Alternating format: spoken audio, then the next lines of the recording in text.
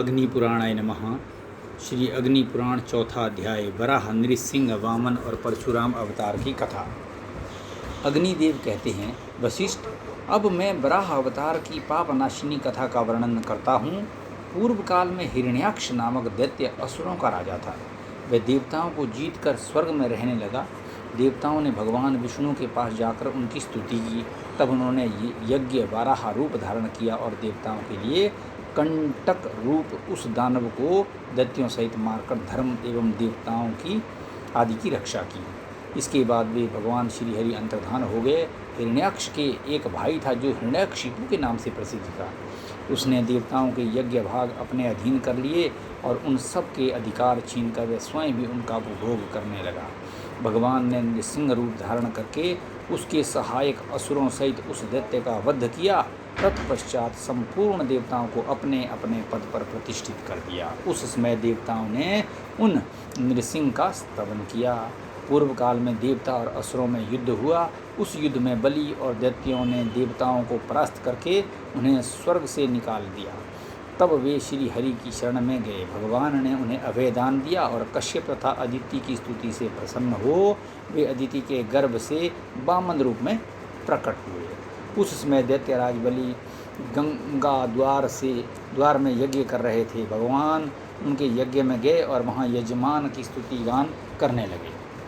वामन के मुख से वेदों का पाठ सुनकर राजा बलि उन्हें वर देने को उद्यत हो गए और शुक्राचार्य के द्वारा मना करने पर भी बोले, ब्राह्मण, बात कहाँ से, आपकी जो इच्छा हो मुझसे मांगें, मैं आपको वह अवश्य दूंगा।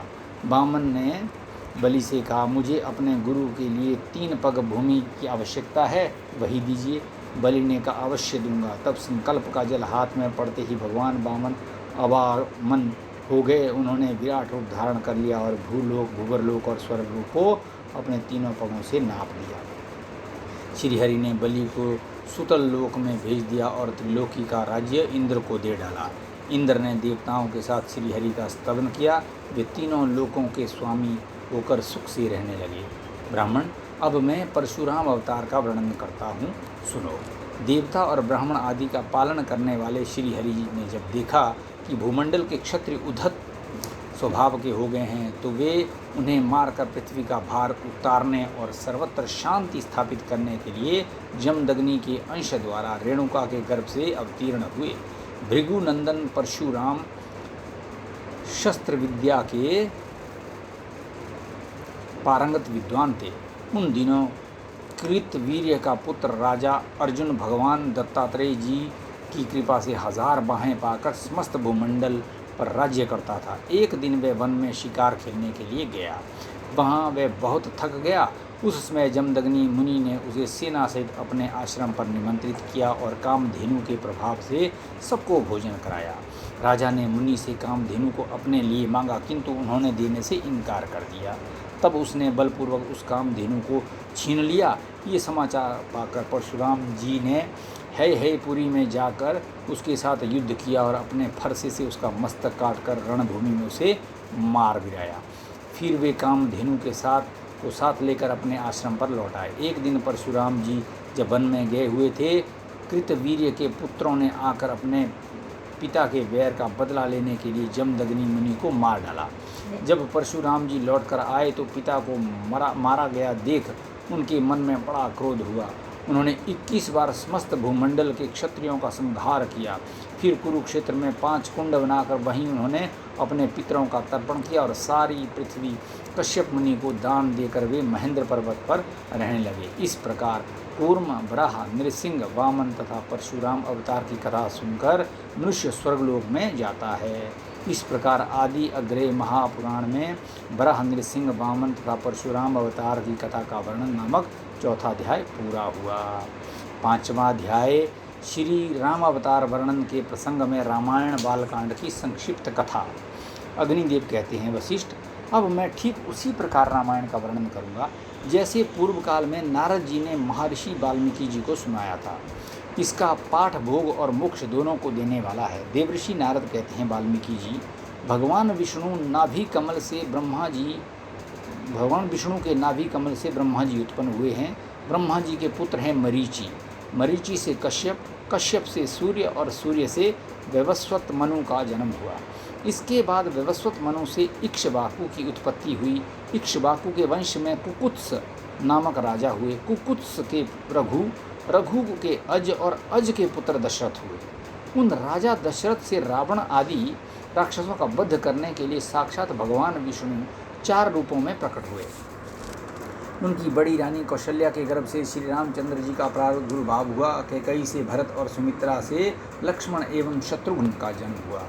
महर्षि ऋष्यशृंग ने उन तीनों रानियों को यज्ञ सिद्ध चरु दिए थे, जिन्हें खाने से इन 4 कुमारों का आविर्भाव हुआ। श्री राम आदि सभी भाई अपने पिता के ही समान पराक्रमी थे। एक समय मुनिवर विश्वामित्र ने अपने यज्ञ में विघ्न डालने वाले निशाचरों का नाश करने के लिए राजा दशरथ से प्रार्थना की कि आप अपने पुत्र श्री राम को मेरे साथ भेज दें। तब राजा ने मुनि के साथ श्री राम और लक्ष्मण को भेज दिया। श्री राम जी ने वहां जाकर मुनि से अस्त्र शस्त्रों की शिक्षा पाई और ताड़का नाम वाली निशाचरी का वध किया। फिर उन बलवान वीर ने मारीच नामक राक्षस को मानवास्त्र से मोहित करके दूर फेंक दिया और यज्ञ विघातक राक्षस सुबाहु को दल बल सहित मार डाला। इसके बाद वे कुछ काल तक मुनि के सिद्ध आश्रम में ही रहे। तत्पश्चात विश्वामित्र आदि महर्षियों के साथ लक्ष्मण सहित श्री राम मिथिला नरेश का धनुष यज्ञ देखने के लिए गए। अपनी माता अहल्या के उद्धार की वार्ता सुनकर संतुष्ट हुए शतानंद जी ने निमित्त कारण बनकर श्री राम से विश्वामित्र मुनि के प्रभाव का वर्णन किया। राजा जनक ने अपने यज्ञ में मुनियों सहित श्री रामचंद्र जी का पूजन किया। श्री राम ने धनुष को चढ़ा दिया और उसे अनायास ही तोड़ डाला। तदंतर महाराज जनक ने अपनी अयोनिजा कन्या सीता को, जिसके विवाह के लिए पराक्रम ही शुल्क निश्चित किया गया था, श्री रामचंद्र जी को समर्पित किया। श्री राम ने भी अपने पिता राजा दशरथ आदि गुरुजनों के मिथिला में पधारने पर सबके सामने सीता का विधि पूर्वक पाणी ग्रहण किया। उस समय लक्ष्मण ने भी मिथिलेश कन्या उर्मिला को अपनी पत्नी बनाया। राजा जनक के छोटे भाई कुशध्वज थे। उनकी 2 कन्याएं थीं, श्रुतकीर्ति और मांडवी। इनमें मांडवी के साथ भरत ने और श्रुतकीर्ति के साथ शत्रुघ्न ने विवाह किया। तदंतर राजा जनक से भली भांति पूजित हो श्री रामचंद्र जी ने वशिष्ठ आदि महर्षियों के साथ वहाँ से प्रस्थान किया। मार्ग में जमदग्नि नंदन परशुराम को जीत कर वे अयोध्या पहुँचे। वहाँ जाने पर भरत और शत्रुघ्न अपने मामा राजा युधाजित की राजधानी को चले गए। इस प्रकार आदि अग्ने महापुराण में श्री रामायण कथा के अंतर्गत बालकांड में आए हुए विषय का वर्णन संबंधी 5वां अध्याय पूरा हुआ। 6ठा अध्याय अयोध्या कांड की संक्षिप्त कथा। नारद जी कहते हैं, भरत के ननिहाल चले जाने पर लक्ष्मण सहित श्री रामचंद्र जी ही पिता माता आदि की सेवा सत्कार में रहने लगे। एक दिन राजा दशरथ ने श्री रामचंद्र जी से कहा, रघुनंदन मेरी बात सुनो। तुम्हारे गुणों पर अनुरक्त हो प्रजाजनों में मन ही मन तुम्हें राज सिंहासन पर अभिषिक्त कर दिया है। प्रजा की ये हार्दिक इच्छा है कि तुम युवराज बनो। अतः कल प्रातःकाल में तुम्हें युवराज पद प्रदान कर दूंगा। आज रात में तुम सीता सहित उत्तम व्रत का पालन करते हुए संयम पूर्वक रहो। राजा के 8 मंत्रियों तथा वशिष्ठ जी ने भी उनकी इस बात का अनुमोदन किया। उन 8 मंत्रियों के नाम इस प्रकार हैं, दृष्टि, जयंत, विजय, सिद्धार्थ, राज्यवर्धन, अशोक, धर्मपाल और सुमंत्र। इनके अतिरिक्त वशिष्ठ जी भी मंत्रणा देते थे।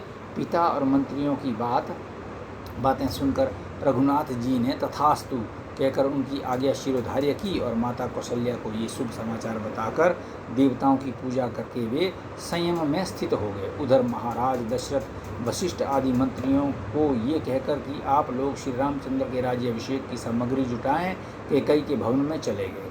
कैकई के मंथरा नामक एक दासी थी जो बड़ी दुष्टा थी।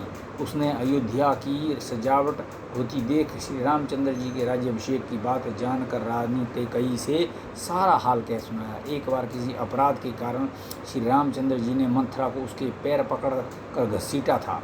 उसी बैर के कारण वे सदा यही चाहती थी कि राम का वनवास हो जाए।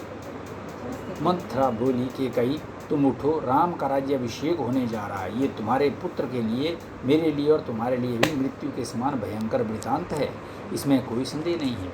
मंथरा कुबड़ी थी। उसकी बात सुनकर रानी कैकई को प्रसन्नता हुई। उन्होंने कुब्जा को एक आभूषण उतार कर दिया और कहा, मेरे लिए तो जैसे राम है वैसे ही मेरे पुत्र भरत भी हैं।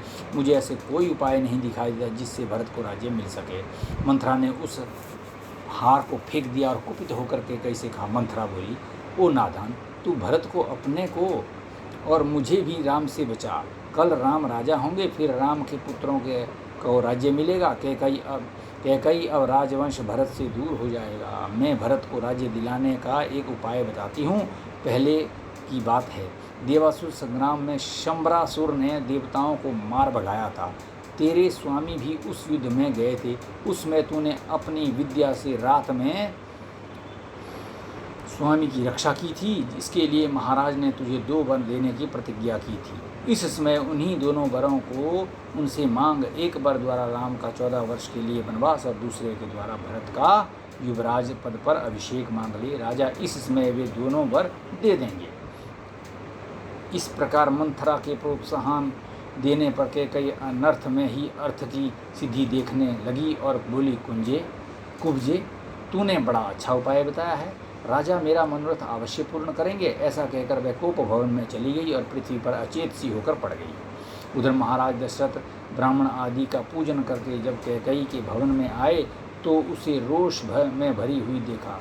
तब राजा ने पूछा, सुंदरी, तुम्हारी ऐसी दशा क्यों हो रही है? तुम्हें कोई रोग तो नहीं सता रहा अथवा किसी भय से व्याकुल तो नहीं हो? बताओ क्या चाहती हो? मैं अभी तुम्हारी इच्छा पूर्ण करता हूँ। जिन श्री राम के बिना मैं क्षण भर भी जीवित नहीं रह सकता, उन्हीं की शपथ खाकर कहता हूँ तुम्हारा मनोरथ अवश्य पूर्ण करूँगा।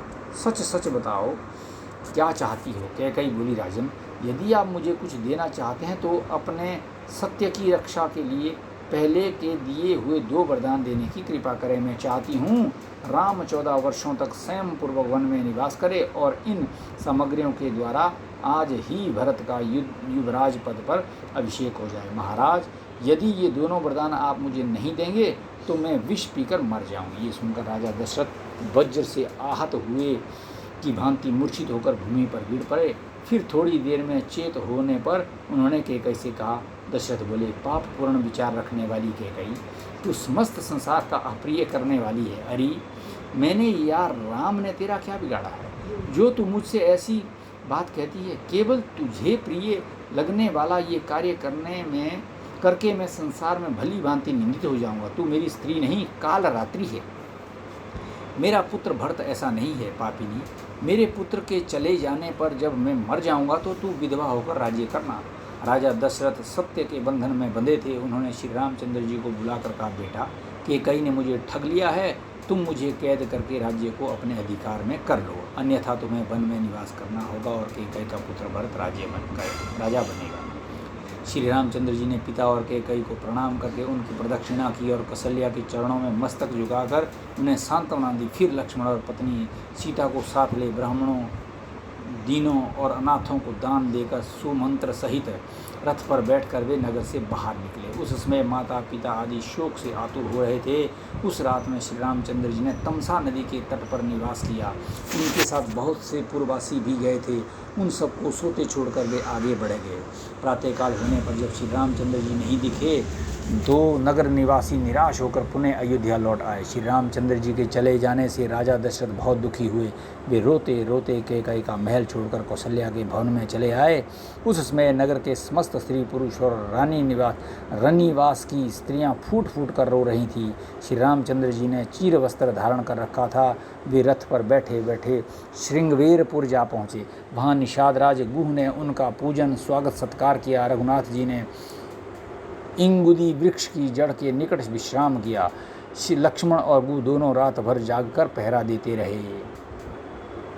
प्रातःकाल श्री राम ने रथ सहित सुमंत्र को विदा कर दिया तथा स्वयं लक्ष्मण और सीता के साथ नाव से गंगा पार हो वे प्रयाग में गए। वहाँ उन्होंने महर्षि भरद्वाज को प्रणाम किया और उनकी आज्ञा ले वहाँ से चित्रकूट पर्वत को प्रस्थान किया। चित्रकूट पहुंचकर उन्होंने वास्तु पूजा करने के अनंतर पर्णकुटी बनाकर मंदाकिनी के तट पर निवास किया। रघुनाथ जी ने सीता को चित्रकूट पर्वत का रमणीय दृश्य दिखलाया। इसी समय एक कौवे ने सीता जी के कोमल श्री अंग में नखों से प्रहार किया। ये देख श्री राम ने उसके ऊपर सींग के अस्त्र का प्रयोग किया। जब वह कौवा देवताओं का आश्रय छोड़कर श्री रामचंद्र जी की शरण में आया, तब उन्होंने उसकी केवल एक आंख नष्ट करके उसे जीवित छोड़ दिया। श्री रामचंद्र जी के वन गमन के पश्चात छठे दिन की रात में राजा दशरथ ने कौशल्या से पहले की एक घटना सुनाई, जिसमें उनके द्वारा कुमारावस्था में सरयू नदी के तट पर अनजाने में यज्ञदत्त पुत्र श्रवण कुमार के मारे जाने का वृत्तांत था। श्रवण कुमार पानी लेने के लिए आया था। उसमें उसके घड़े के भरने से जो शब्द हो रहा था, उसकी आहट पाकर मैंने उसे कोई जंगली जंतु समझा और शब्द वेदी बाण से उसका वध कर डाला। ये समाचार पाकर उसके पिता और माता को बड़ा शोक हुआ। वे बारंबार विलाप करने लगे। उस समय श्रवण कुमार के पिता ने मुझे शाप देते हुए कहा, राजन, हम दोनों पति पत्नी पुत्र के बिना शोकातुर होकर प्राण त्याग कर रहे हैं। तुम भी हमारी ही तरह पुत्र वियोग के शोक से मरोगे। तुम्हारे पुत्र मरेंगे तो नहीं, किंतु उस समय तुम्हारे पास कोई पुत्र मौजूद ना होगा। कौशले, आज उस शाप का मुझे स्मरण हो रहा है। जान पड़ता है अब इसी शोक से मेरी मृत्यु होगी। इतनी कथा कहने के पश्चात राजा ने हा राम कहकर स्वर्गलोक को प्रयाण किया। कौशल्या ने समझा, महाराज शोक से आतुर हैं, इसमें नींद आ गई होगी। ऐसा विचार करके वे सो गए। प्रातःकाल जगाने पर सूत, मागध और बंदीजन सोते हुए महाराज को जगाने लगे, किंतु वे न जगे। तब उन्हें मरा हुआ जान रानी कौशल्या हाय मैं मारी गई कहकर पृथ्वी पर गिर पड़ी। फिर तो समस्त नर नारी फूट फूट कर रोने लगे। तत्पश्चात महर्षि वशिष्ठ ने राजा के शव को तेल भरी नौका में रखवाकर भरत को उनके ननिहाल से तत्काल बुलवाया। भरत और शत्रुघ्न अपने मामा के राजमहल से निकलकर सुमंत्र आदि के साथ शीघ्र ही अयोध्यापुरी में आए। यहाँ का समाचार जानकर भरत को बड़ा दुख हुआ। कैकेयी को शोक करती देख उसकी कठोर शब्दों में निंदा करते हुए बोले, अरे तूने मेरे माथे कलंक का टीका लगा दिया है, मेरे सिर पर अपयश का भारी बोझ लाद दिया है। फिर उन्होंने कौशल्या की प्रशंसा करके तैलपूर्ण नौका में रखे हुए पिता के शव का सरयू तट पर अंत्येष्टि संस्कार कर दिया। तदंतर वशिष्ठ आदि गुरुजनों से कहा, गुरुजनों ने कहा, भरत अब राज्य ग्रहण करो। भरत बोले, मैं तो श्री रामचंद्र जी को ही राजा मानता हूँ, अब उन्हें यहाँ लाने के लिए वन में जाता हूँ। ऐसा कहकर वे वहाँ से दल बल सहित चल दिए और श्रृंगवेरपुर होते हुए प्रयाग पहुँचे। वहाँ महर्षि भरद्वाज ने उन सबको भोजन कराया। फिर भरद्वाज को नमस्कार करके वे प्रयाग से चले और चित्रकूट में श्री राम एवं लक्ष्मण के समीप आ पहुँचे। वहाँ भरत ने श्री राम से कहा, रघुनाथ जी, हमारे पिता महाराज दशरथ स्वर्गवासी हो गए हैं, अब आप अयोध्या में चलकर राज्य ग्रहण करें। मैं आपकी आज्ञा का पालन करते हुए वन में जाऊंगा। ये सुनकर श्री राम ने पिता का तर्पण किया और भरत से कहा, तुम मेरी चरण पादुका लेकर अयोध्या लौट जाओ, मैं राज्य करने के लिए नहीं चलूँगा। पिता के सत्य की रक्षा के लिए चीर एवं जटा धारण करके वन में ही रहूँगा। श्री राम के ऐसा कहने पर सदल बल भरत लौट गए और अयोध्या छोड़कर नंदीग्राम में रहने लगे। वहाँ भगवान की चरण पादुकाओं की पूजा करते हुए वे राज्य का भला भांति पालन करने लगे। इस प्रकार आदि आग्नेय महापुराण में रामायण कथा के अंतर्गत अयोध्या कांड की कथा का वर्णन नामक छठा अध्याय संपूर्ण हुआ। ओम अग्नि पुराणाय नमः।